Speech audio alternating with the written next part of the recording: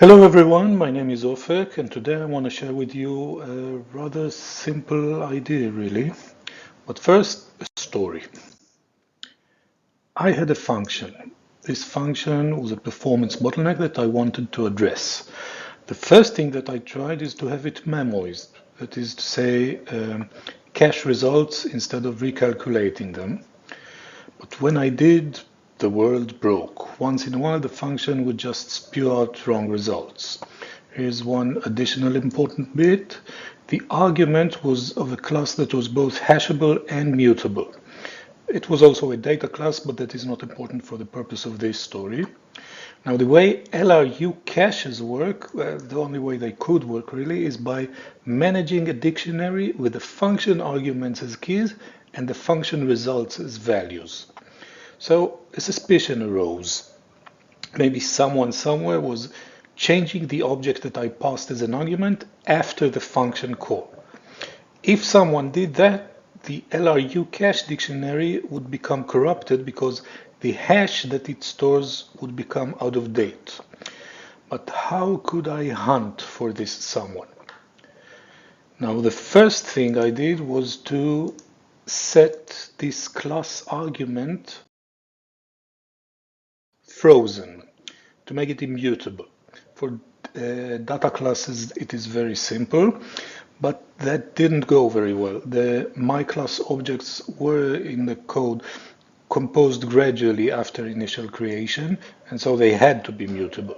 Marking the class as frozen complained at a ton of places, and it would have been a non-trivial rewrite to fix that. It also created a ton of redundant copies. It just didn't make sense. So a different half-baked idea arose. Maybe we could make a my class instance start its life as mutable and then at the right time turn immutable. What would such a time be? Maybe when further mutations would mess something up. Say when an instance of the class was used as a dictionary key. So to make a long story short, I did implement this and I was able to debug this problem. But before we go through the exact steps of how, let's think about this in a slightly broader context. Here's a very well-known and fundamental Python fact. For an object to be used as a dict key or put in a set, it needs to be hashable. Now, here's a Python pseudo fact. To be hashable, an object must be immutable. It is not entirely obvious why that is the case.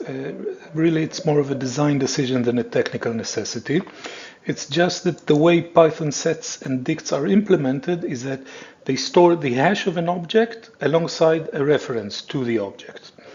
So if someone later modifies the object, the hash/reference pair becomes invalid and bad things happen. That's kind of annoying. At the very least, it leads to some unfortunate Python idioms. I'm sure that everyone watching had the experience of wanting to collect, say, lists into a set.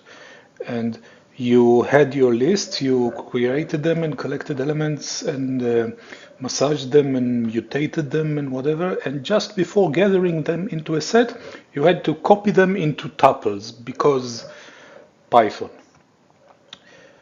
So while we're here thinking the relationship between hashing and mutability, we might want to rethink this too. So, what do we really care about? We don't want objects to change after being put in a set or a dictionary. After being put in a set or a dictionary. To a very good approximation, that's saying we don't want objects to change after taking their hash. So let's try together to create a magic object that turns immutable while being hashed. We'll do this together in several iterations. To start off, suppose I have a class with a single attribute, and the class implements some hash method. The first thing I would try to make this dunder hash method turn the object immutable is override the instance's set attr with something. Maybe none could have worked here, but let's do something a bit cleaner. Let's override it with something that raises an exception. Here. So this doesn't work. Maybe you can already see why, but it's a non-trivial Python tidbit. If you're watching this on YouTube, maybe you'd want to pause and ponder this for a second. Hint, this statement doesn't do what I just said it does. So the thing is that in Python, special methods are only guaranteed to work correctly if defined on an object's type, not in the object's instance dictionary. So the docs say that the MRO special cases special methods. When you call a special method on an object, the MRO search for the implementation does not begin at the instance, it begins at the class. This is actually a substantial optimization. Even if it were possible, code would very rarely override set attr per instance, and every single attribute assignment would slightly suffer as a result if the MRO would need to account for such a possibility and add a stage to every search, to every implementation search. So we need to intervene at the class level. Let's do that. Here's again a starting skeleton of a class, and I want to intervene at the class level, at the class implementation of dunder set attr and dunder hash. Now, I cannot set the instances set attr, but I can have the classes set attr inspect state from the instance. Here's that added state, self hash taken. I want to initialize it to false and set it to true in dunder hash. And that still doesn't work. Again, I encourage you to pause and think why. Hint, watch these lines. So it fails because setting hash taken to either false or true goes through set attr. Set attr tries to read hash taken, which does not exist yet, and fails miserably. That's a much easier solution. Instead of using class C's set attr, let's use the built-in object set attr. Right. And that still doesn't work. And again, here's a pointer to the location of the reason. So the current problem is that object hash, unlike object set attr, is not some reasonable universal default. Object hash does almost nothing. Object hash hashes only the object's ID. It does make sense at some abstraction level. If you think about the instance as an object, all it has is an ID. But I won't discuss this further. So instead of object hash, let's explicitly hash the values that we're interested in.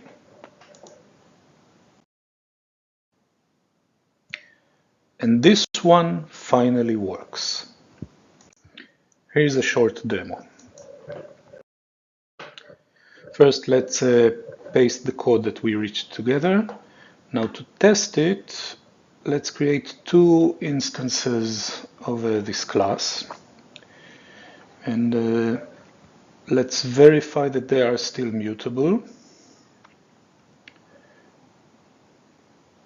Right. Next, let's do something interesting with these instances. Say, collect them into a set. I wonder, can we still modify any of them? No, we cannot. The exact exception that I was hoping to get is indeed raised. You don't need to take my word for it. You can scan this and go play with this in an online IDE for yourself right now. Now, this is the idea that I wanted to convey. If you take nothing else from this talk, I would be entirely satisfied. But since we're already here, let's dig into some more details. First, it would be silly to re-implement this for every class that you want to freeze during hashing at runtime. So let's package it for use. This can go about in several different ways, but I think the most natural one is to package it into a class decorator.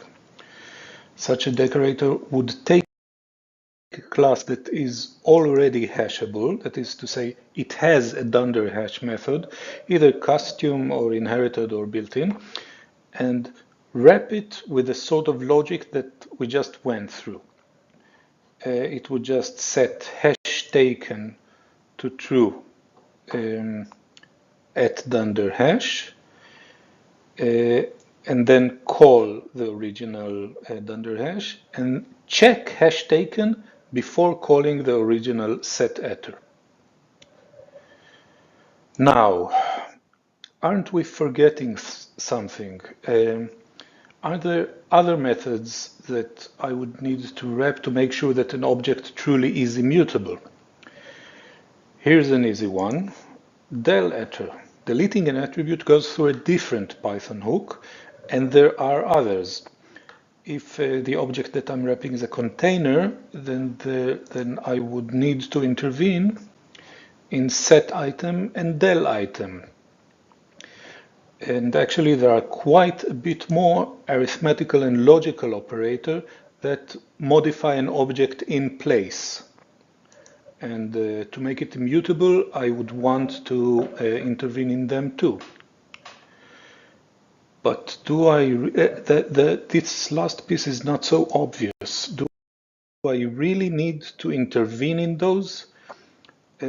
Aren't these special methods performing their own calculation and then assigning the result to an attribute via set attr? Mostly they do, but C extensions. C extensions in principle can do everything. They can intervene in the state of every object behind your back, and in general there's pretty much nothing you can do about it, even if this mechanism was somehow part of the core language. But NumPy.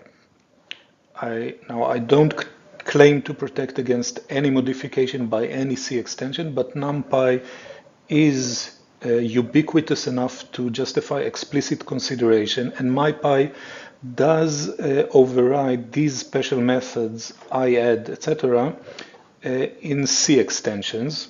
So I did opt to wrap all these in-place arithmetic and logical operators to be able to use my decorator on NumPy classes. Right. Now, I did mention earlier that I was annoyed by the behavior of lists and the need to copy them into tuples, which might have hinted that I would suggest an alternative, and in fact, I do.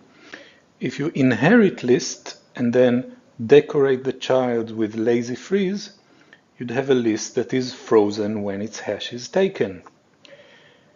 Except, of course, a list doesn't have a hash function. That's like a central feature of the list class. So it's best if we give it one. So this is an alternative to explicitly constructing tuples from lists to be able to use them, for example, as set elements. You can see, of course, that I didn't save the actual construction of a tuple. This code does the construction implicitly, but it does also make the result frozen. Next, let me tell you about two additional features of the lazy freeze decorator. First, it accepts a parameter debug. When it it is set, the decorator collects the stack trace at the point of taking the hash. And when someone tries to modify the state of the decorated class after a hash is taken, it reports not only cannot modify attribute, but also hash was calculated at some stack trace, and that was very useful to me. And another addition is this parameter, frozen attrs, with an explicitly specified list. And that is useful in particular in a scenario where you have a custom hash that only considers some of the attributes. These would be the only attributes that you want to protect. Lastly, this is 2025, and Python is finally getting some real threading abilities, so we need to get used to talking about threading. Let's start without any lazy freeze whatsoever. Suppose we do hashing, let's say collect things into a set in one thread, and another thread that assigns to an attribute of the hashed object. So potentially one thread is reading the object state, while another is modifying it. And this is potentially problematic. There really is a concurrency discussion to be had. Well, the truth is that before lazy freeze, things were mostly safe. Assignment of an attribute is atomic in the weak sense that it is a single operation. Both a single bytecode op, Python bytecode op, and a single assembly instruction.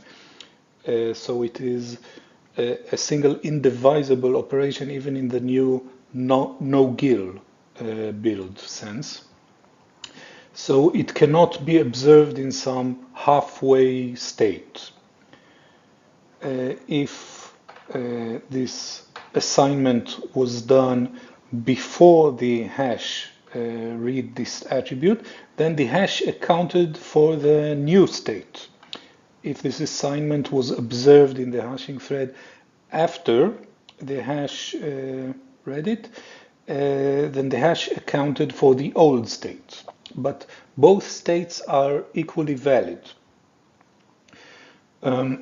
It needs to be said that this description and actually this entire illustration is somewhat naive.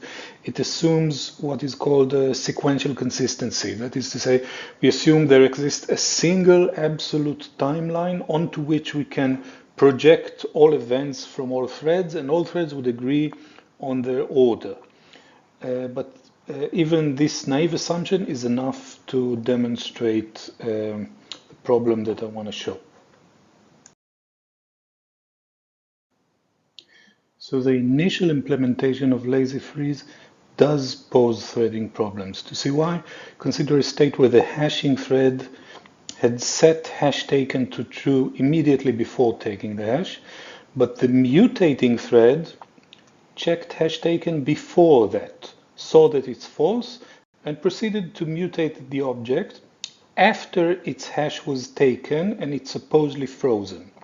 In this scenario, lazy freeze would fail to catch the forbidden mutation and raise an exception.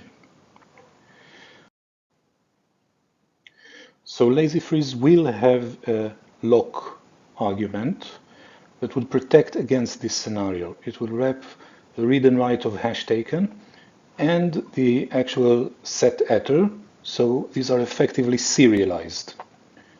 Either the assignment happens before the hashing, or the assignment is attempted after the hashing and fails. This will soon be in GitHub, and a while later will be deployed to PyPI. But I urge you to use it very sparingly.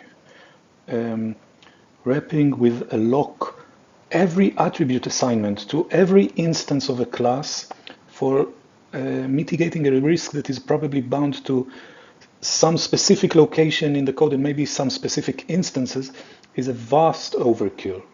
please, before using the upcoming lazy freeze lock equals true argument, try to manually protect the parts of the code that pose an actual risk. So this entire work is available for you. The lazy freeze package is available in PyPI. Please give it a spin, say if it is useful for you.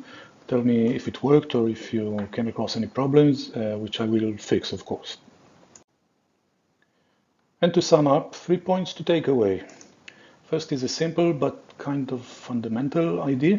Hashing an object could make it immutable. You don't have to accept this dichotomy between hashable objects and mutable objects. You can have middle ground. You can have the cake and eat it too. If you make your custom hash implementations freeze the object, you gain safety without compromising flexibility. We saw together a simple baseline implementation that you can already use as is. These few lines of code that were demonstrated, and there is also a packaged, more mature solution available for your use. That's all I had to say. Thank you for listening. I'm available for questions and comments right now or anytime later by mail or LinkedIn. Thank you very much for listening and enjoy the rest of the talks.